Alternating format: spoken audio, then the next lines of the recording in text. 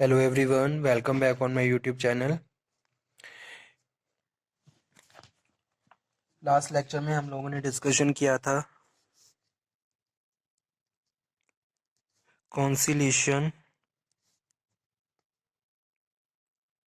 Authorities under industrial dispute act.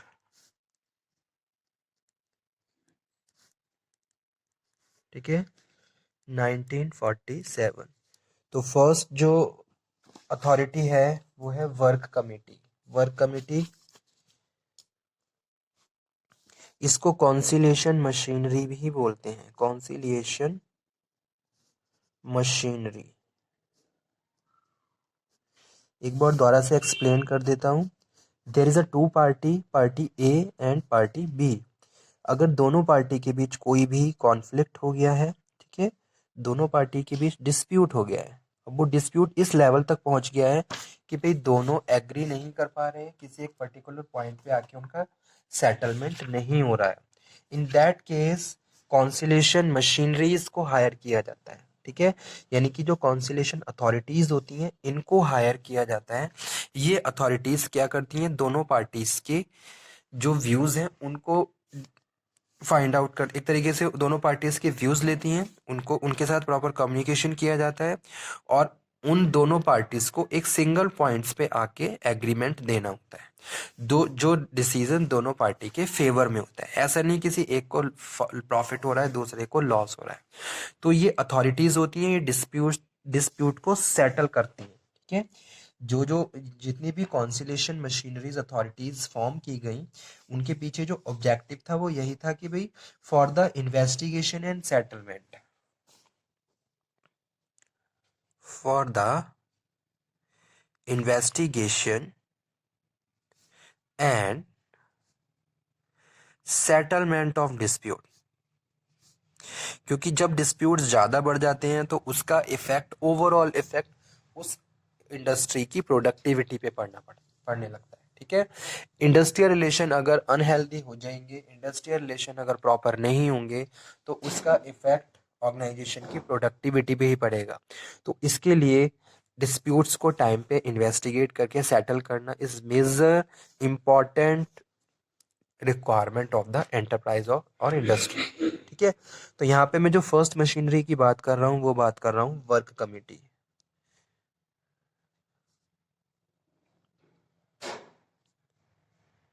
Work committee section 3 का part है under conciliation machinery. ठीक है, वर्क कमेटी में बात कर रहे हैं कि भाई अगर किसी भी एस्टेब्लिशमेंट में 100 या 100 से ज़्यादा लोग काम कर रहे होते हैं, कंडीशन लगी हुई है कि भाई अगर 100 से ज़्यादा लोग हैं तो वहाँ पे वर्क कमेटी भी होनी चाहिए। ठीक है, 100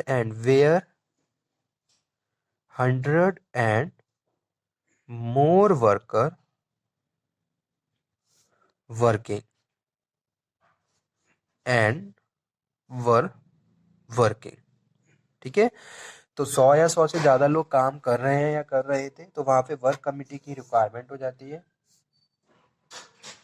और वर्क कमेटी के मेजर पावर और ड्यूटीज क्या होती हैं, वर्क कमेटी जो होती हैं उनमें जो मेंबर्स होते हैं वो डिस्कशन करते हैं पर्टिकुलर मैटर्स पे, स्पेसिफिक मैटर्स ऑफ ऑर्गेनाइजेशंस पे। ठीक है, मीटिंग कंडक्ट की जाती हैं, लोगों के व्यूज लिए जाते हैं और उन मीटिंग्स को, मिनट्स ऑफ मीटिंग को रिकॉर्ड भी किया जाता है, उसका एक प्रॉपर फाइलिंग होती है, रिकॉर्ड बनाया जाता है।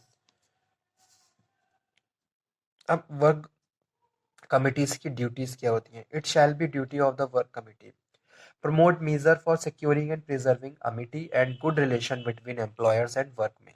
ये प्रमोट करते हैं कि भी ज्यादा से ज्यादा गुड रिलेशन हो, promoting good relation between worker and employer. तो ये कमेटी है जो कंडक्ट इसीलिए की जाती है कि भाई जो वर्कर्स और मैनेजमेंट के बीच जो कॉन्फ्लिक्ट चल रहा है, जो डिस्प्यूट अराइज हो गया है, उसको टाइम पे सॉर्ट आउट किया जा सके और उनके जो इंटरपर्सनल रिलेशन है वो हेल्दी रहे। Comment upon matters of their common interest और कंसर्न, और the matters are so wide ranging to include welfare of workers, supervision of in credential facilities, creches, hospitals, ये सारी फैसिलिटी वर्कर्स को मिलनी चाहिए। अगर वीमेंस काम कर रही हैं, क्रैचेस होनी चाहिए, प्रॉपर हॉस्पिटलाइजेशन होना चाहिए अगर वर्कर के साथ कोई भी ट्रेजिडी हो गई है। Training, wages of working hours proper होने चाहिए, बोनस भी मिलना चाहिए, ग्रेचुटी मिलनी चाहिए, हॉलीडेज, वर्किंग अर्न लीव मिलनी चाहिए, वर्किंग कंडीशंस प्रॉपर होनी चाहिए, डिसिप्लिन एंड प्रमोशन ट्रांसफर होना चाहिए। तो इन सब चीज़ों के लिए वर्क कमेटी बनाई गई। ठीक है। सेकंड जो अथॉरिटी है वो है कॉन्सिलिएशन ऑफिसर। तो कॉन्सिलिएशन ऑफिसर्स को भी अपॉइंट किया जाता है अंडर सेक्शन 4। तो एप्रोप्रिएट गवर्नमेंट की डेफिनेशन हम कई बार डिस्कस कर चुके हैं। एप्रोप्रिएट गवर्नमेंट नोटिफिकेशंस के थ्रू, ऑफिशियल गजट के थ्रू उस पर्सन को जो कि फिट है एज अ कॉन्सिलेशन ऑफिसर, उनको अपॉइंट करती है। ठीक है। The duty of conciliation officer shall be meditate and promote the settlement of industrial disputes. जो उनकी ड्यूटीज होती हैं वो यही होती हैं कि भी इंडस्ट्रियल डिस्प्यूट को बढ़ने नहीं देना है, उनको इन्वेस्टिगेट करना है टाइम पे और उनको टाइम पे सेटल करना है। ठीक है। अपॉइंटमेंट कैसे होती है कॉन्सिलेशन ऑफिसर्स की? So a conciliation officer may be appointed for a specified area for the specified industry in a specified manner। ठीक है। अपॉइंटमेंट परमानेंटली भी हो सकता है, लिमिटेड पीरियड के लिए भी हो सकता है, दोनों ही चीजें हैं। He shall be deemed to be public servant, और उसको पब्लिक सर्वेंट की तरह डीम किया जाएगा, ट्रीट किया जाएगा। ठीक है। Meaning public servant with in the meaning of section 21 of the Indian panel code 1860। Okay. अब कॉन्सिलेशन ऑफिसर की पावर क्या होती है? तो वो यहाँ पे पावर लिख देता हूँ। पावर टू एंटर प्रेमिसेस, वो कभी भी किसी भी प्रेमिसेस में जाके एंटर कर सकता है। Conciliation officer may for the purpose of inquiry, inquiring के पर्पज से, इन्वेस्टिगेशन के पर्पज से, इंडस्ट्रियल डिस्प्यूट के पर्पज से, गिविंग रीजनेबल नोटिस, वो कभी भी एंटर कर सकता है प्रेमिसेस में जाके विदाउट एनी परमिशन। ठीक है। और चेकअप कर सकता है। सेकंड जो पावर है इंस्पेक्शन ऑफ डॉक्यूमेंट्स, वो कभी भी डॉक्यूमेंट चेक कर सकता है और जो डॉक्यूमेंट उसको नीड है वो टाइम पे आपको शो करने होंगे। ठीक है। अगर आप एज अ एम्प्लॉयर काम कर रहे हो, एज अ ऑक्यूपायर मैनेजर काम कर रहे हो, so whenever need of the certain documents for conciliation officer, that documents must be provided on the right time. ठीक है। उसको आप वो डॉक्यूमेंट्स प्रोवाइड करवाइए। नेक्स्ट है इन्वेस्टिगेशंस ऑफ डिस्प्यूट्स। वो खुद इन्वेस्टिगेशन करता है डिस्प्यूट्स का। दोनों पार्टीज के साथ कम्युनिकेशन किया जाता है, दोनों पार्टीज को सुना जाता है कि भी उनके क्या क्या व्यूज हैं, डिस्प्यूट्स के बारे में डिस्कशन किया जाता है और उसको इन्वेस्टिगेट किया जाता है। और उसके बाद है to send a report and memorandum of settlement to the appropriate government.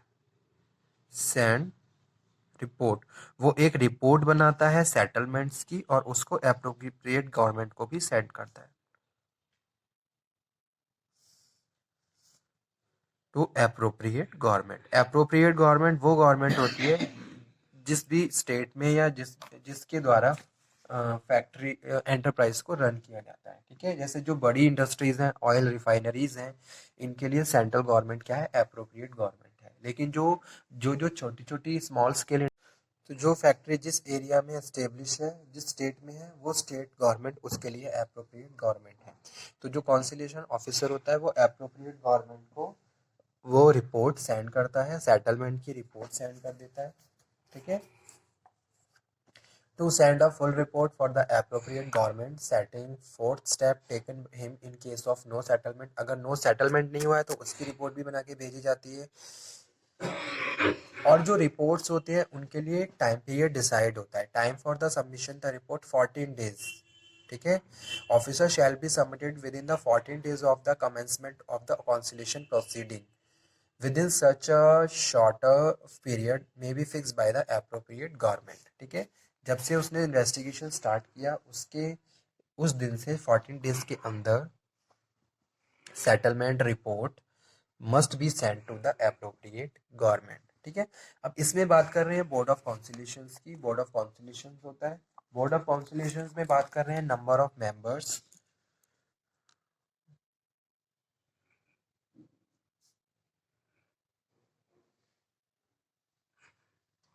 ठीक है, बोर्ड ऑफ कॉन्सिलेशन में क्या होता है, नंबर ऑफ मेंबर्स होते हैं।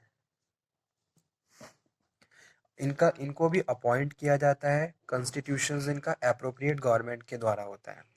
Bye the notification of in the official gazette constitute a board of conciliation.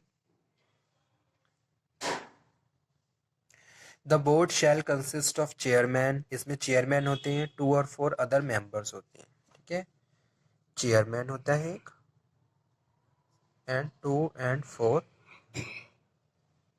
Members होते हैं। Chairman shall be independent person और other members shall be person appointed in equal number of represent the parties of the disputes. Okay, board having the prescribed quorum may act notwithstanding the absence of the chairman or any of its member, any vacancy of the number. ठीक है,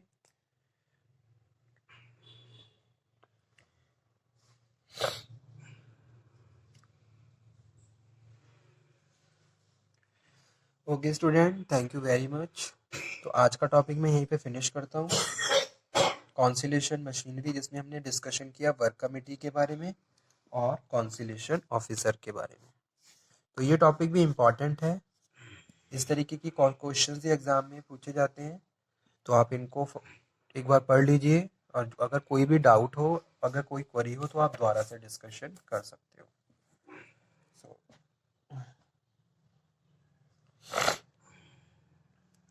okay student, thank you very much, thanks a lot for this, thank you.